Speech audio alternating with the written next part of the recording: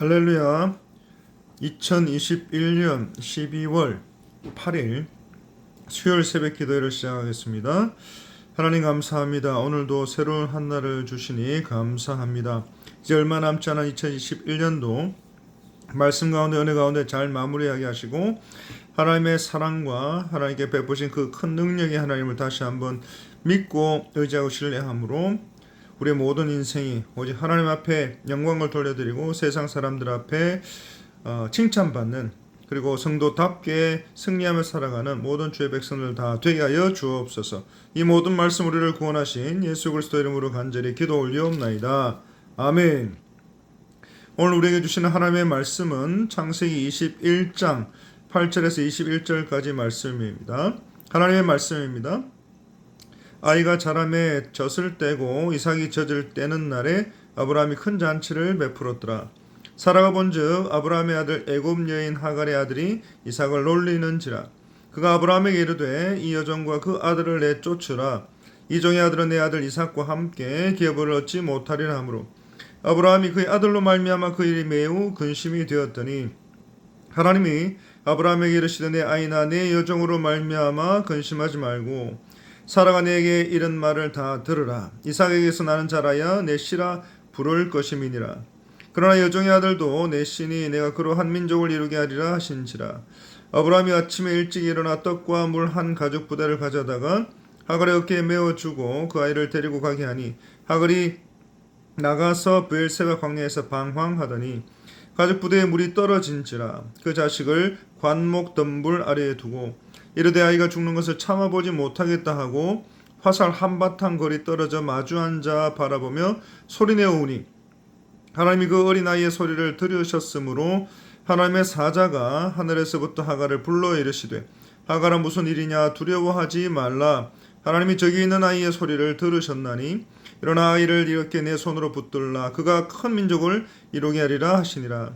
하나님이 하갈의 눈을 밝히셨으므로 샘물을 보고 가서 가죽 부대에 물을 채워다가 그 아이에게 마시게 하였더라. 하나님이 그 아이와 함께 계심에 그가 장성하여 광야에서 거주하며 활 쏘는 자가 되었더니 그가 바란 광야에 거주할 때에 그의 어머니가 그를 위하여 애굽 땅에서 아내를 얻어 주었더라. 아멘. 이 이삭이 자라서 젖을 떼는 날에 아브라함이 잔치를 베풀었다고 했습니다. 당시에 젖을 떼는 날에 종교의식과 함께 큰 잔치를 베푸는 것이 일반적인 관습이었습니다. 그리고 이 잔치는 대개 3살경에 이루어졌는데 이루어 미루어 보아서 이스마엘은 17살쯤 되었을 때인 것으로 생각이 됩니다. 그 자리에서 사라는 하갈의 아들 이스마엘이 자신의 아들 이삭을 놀리는 모습을 보게 됩니다. 여기에서 놀리다라는 말은 멸시하고 조소하고 조롱했다는 말입니다. 이와 같이 이스마엘이 이삭을 놀렸다는 말은 17살 된 이스마엘과 이제 막 3살이 된 이삭의 단순한 장난이 아니라는 말입니다. 이삭에게 상속권을 빼앗긴 데 대한 평소의 불만이 8절에 배설된 잔치를 계기로 밖으로 드러나게 된 것으로 보입니다.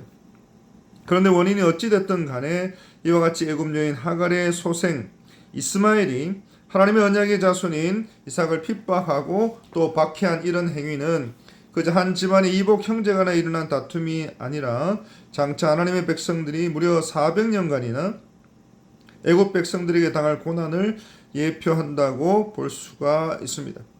또 이는 영적으로 언약의 백성들인 성도들이 불신자들로부터 받는 그 핍박과 박해를 또한 예표한다고도 할 수가 있는 것입니다. 그래서 갈라디아서 4장 29절에 이렇게 말씀합니다. 그러나 그때에 육체를 따라난 자가 성령을 따라난 자를 박해한 것 같이.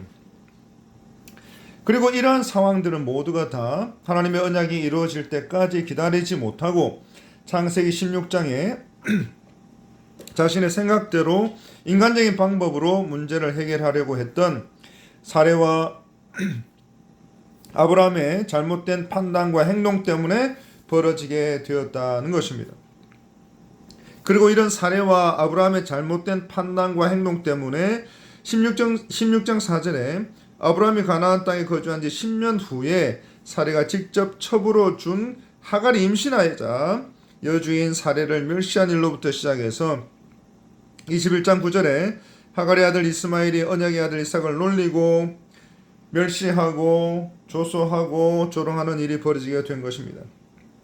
그리고 10절에 사라는 아브라함에게 말합니다. 이 여종과 그 아들을 내쫓으라. 이것은 단순히 집에서 쫓아내라는 말이 아니라 하갈과 법적으로 이혼을 하고 모자를 내보내라라는 말씀인 것입니다.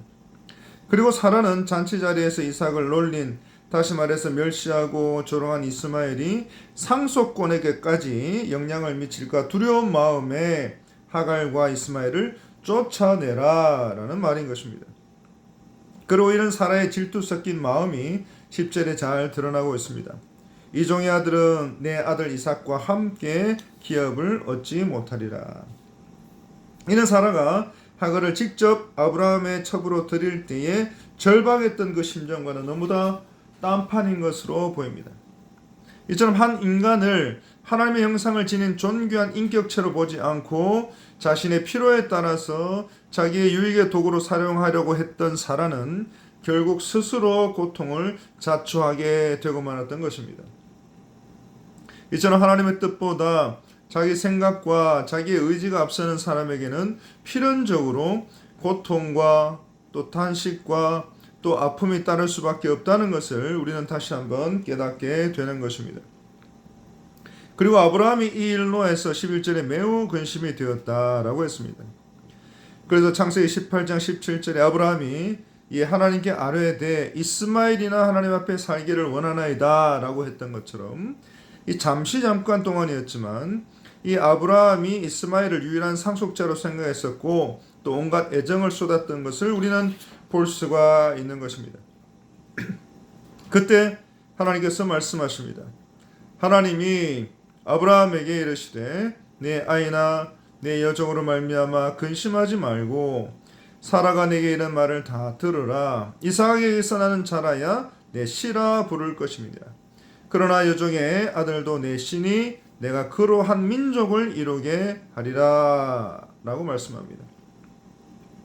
이처럼 하나님께서는 이스마엘과 하갈의 문제로 논란을 빚고 있는 이 아브라함의 가정사에 다시금 긍휼을 베풀어 주고 계십니다.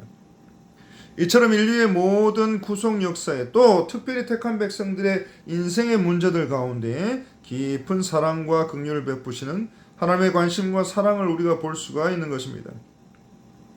그리고 14절에 하나님의 뜻을 알게 된 이 아브라함이 아침 일찍 일어나서 말씀대로 행하는 것을 보게 됩니다.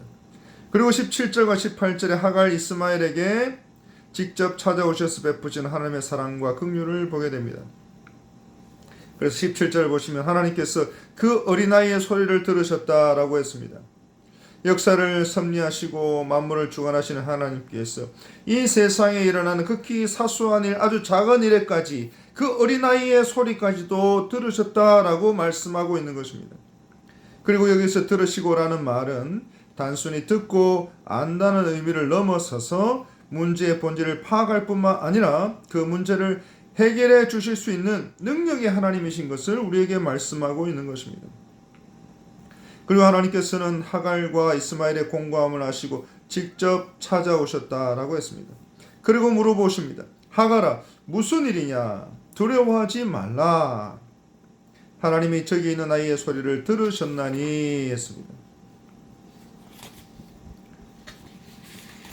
그러면서 하나님께서는 아주 상세하게 물어보고 계십니다. 그런 가운데 자비로우시고 여러분의 아버지가 되신 하나님께서 지금 이 순간 여러분에게 찾아오셔서 이 여러분들께서 올려드리는 이 모든 기도의 소원들을 다 듣고 계신다는 것입니다.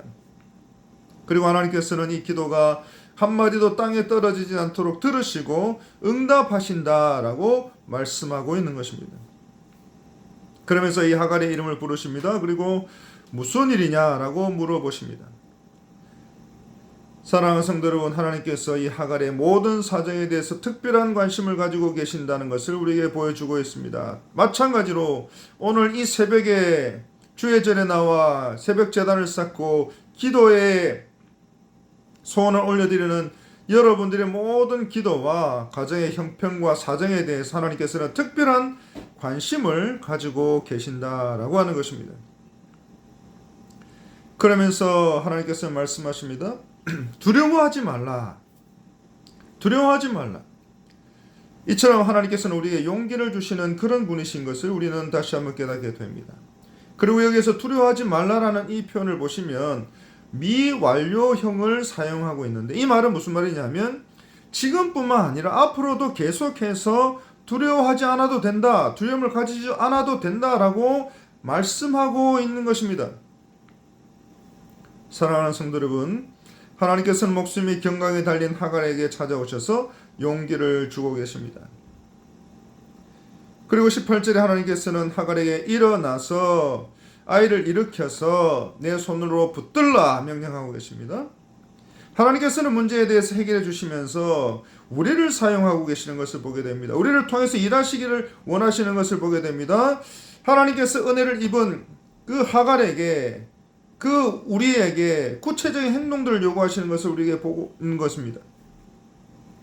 그래서 이 험한 세상을 살아가는 저와 여러분들이 오늘 이 시간 기도를 올려드릴 때 하나님께서 문제를 해결해 주실 뿐만 아니라 우리를 통해서 그 역사를 이루어 가신다는 것을 우리는 다시 한번 깨달아야 할 것입니다.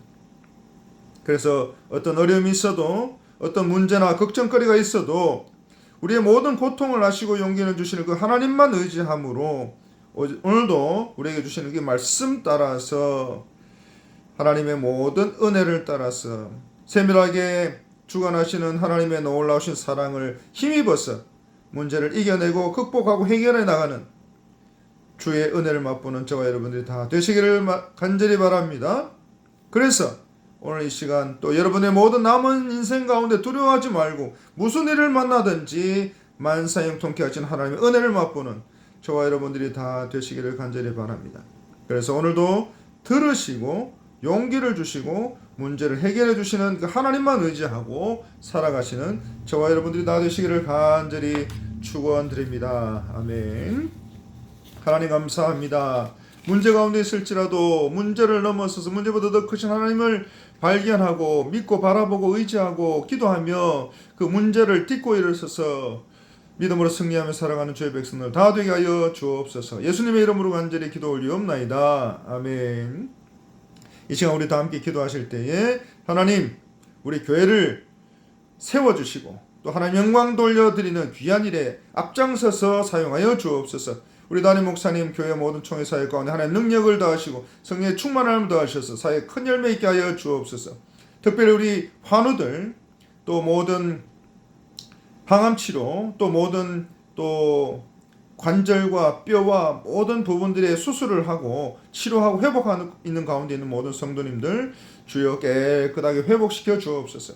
또 우리 다음 세대들 수험생들 아버지 하나님, 이 모든 일정들 가운데 논술뿐만 아니라 면접뿐만 아니라 모든 과정들 가운데 하나님 함께 해주시고 우리 교회에 속한 모든 다음 세대들을 말씀으로 믿음으로 잘 든든히 세워져 갈 수 있도록 도와주옵소서. 그리고 오늘 이 시간 들고 나오신 모든 기도의 소원들 하나님들 응답하여 주실 줄 믿고 주여 이 기도의 소원들을 들어 응답하여 주실 줄 믿고 믿음으로 살아가는 주의 백성들 되게 하여 주옵소서. 이미 받은 줄로 믿고 감사하며 기도 올려오니 아버지 하나님이여 기도의 소원을 들어 응답하여 주시고 역사하여 주옵소서. 감사하고 이 모든 말씀을 우리 구주 예수 그리스도의 이름으로 간절히 기도 올리옵나이다. 아멘.